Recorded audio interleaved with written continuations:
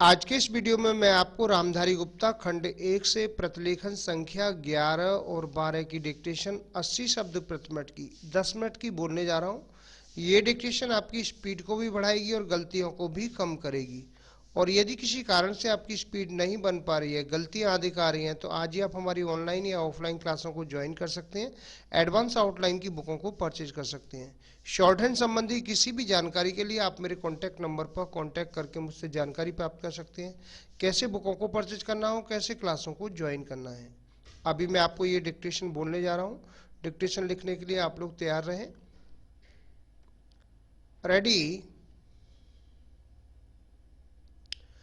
अध्यक्ष महोदय, मैं आपको एक और बात बतलाना चाहती हूँ, और वह यह है कि कृषि विभाग को योजना आयोग ने बहुत गलत रास्ते में बिठा दिया है। उन लोगों के पास लड़ने के लिए दम नहीं है और देश में खाद्यान्न का उत्पादन बढ़ाने के लिए जो योजनाएं चाहिए और उनके लिए जो धनराशि चाहिए, वे उनको पूरी तरह संस्वीकृत नहीं करा पाते हैं। कृषि विभाग तो जमीन की तरह आधार होता है और उसी पर देश के लिए पर्याप्त अन्न पैदा करने का महान भार है।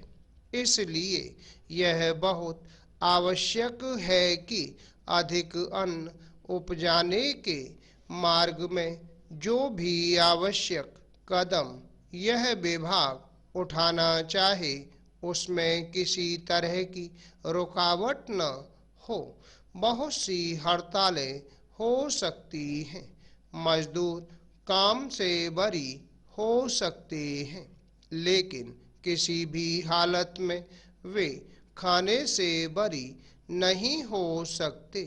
अब हम देखते हैं कि मिलों और कारखानों में हड़तालें हो जाती हैं, छुट्टी हो जाती है, तो आम काम के दिनों की अपेक्षा लोग उन दिनों में ज़्यादा खाना खाते हैं, ज़्यादा दावतें करते हैं।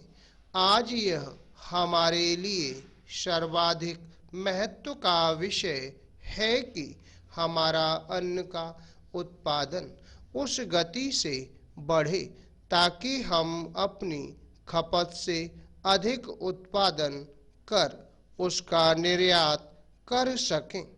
Para change. सरकार तथा इस मंत्रालय के लिए यह समस्या एक बड़ा सिरदर्द पैदा कर रही है। हर एक विभाग में बड़े बड़े अधिकारी बैठे हैं और हजारों रुपए के बड़े बड़े वेतन ले रहे हैं, लेकिन मुझे खेद के साथ कहना पड़ता है कि उनका दिमाग कार्यालय की मिशलों और कागजों में लगा हुआ है। इस विभाग का काम बहुत ही महत्वपूर्ण है। प्राकृतिक कोप के कारण जो समय समय पर हमारी फसलों को नुकसान होता है, इससे भी अपनी फसलों की रक्षा करने के लिए आवश्यक कदम उठाना इसके जिम्मे है।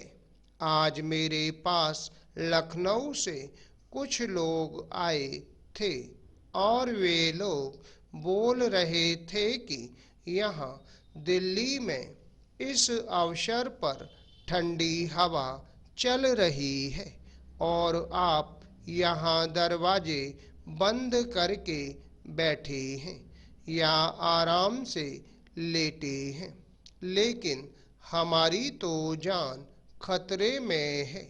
वहाँ ओले गिर रहे हैं और हमारी गेहूं की फसल खतरे में है।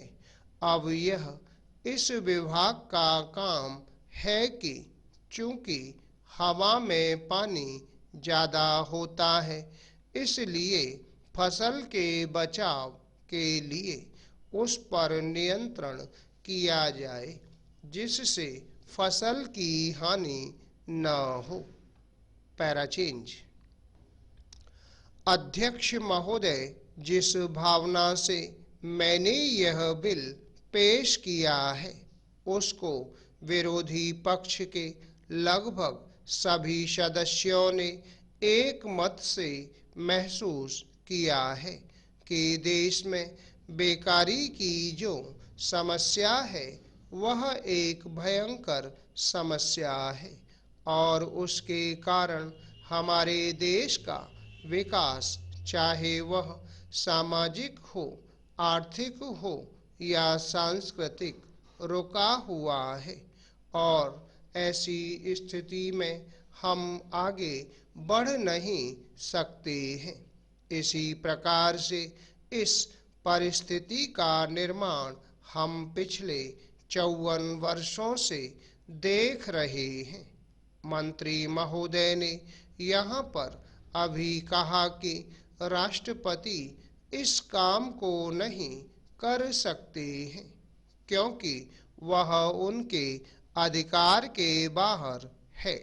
आप राज्यों में राज्यपाल शासन स्थापित करते हैं जब यह देखते हैं कि किसी राज्य में वहाँ की व्यवस्था, वहाँ का विकास ठीक नहीं हो रहा है, जब किसी राज्य में गड़बड़ी फैल रही हो, विकास का काम समाप्त हो गया हो और जिम्मेदारी से लोग काम न करते हों तो वहाँ पर राज्यपाल शासन स्थापित किया जाता है। ऐसे बहुत से उदाहरण हमारे देश में मौजूद हैं। उसी प्रकार से हमारे राष्ट्रपति हैं और अगर देश में इस तरह की स्थिति वर्षों तक चले तो कोई कारण नहीं है। आपात के रूप में राष्ट्रपति इस देश की सुरक्षा के लिए, इस देश की उन्नति के लिए जिम्मेदारी अपने हाथ में न ले सके। हमारे भाइयों ने बहुत से उदाहरण दिए हैं कि राज्यों में संयुक्त सरकारें नहीं चली, लेकिन उसके पीछे राजनीतिक हथकंडे थे।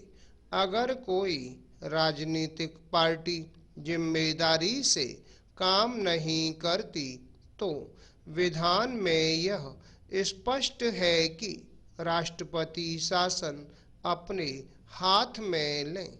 मैं एक उदाहरण देता हूँ कि संविधान में आदिवासी हरिजनों के उत्थान के लिए प्रण किया गया था कि 10 वर्ष में उनकी सामाजिक तथा आर्थिक स्थिति को सुधार देंगे। Para change. लेकिन यह सरकार उसमें भी असफल रही।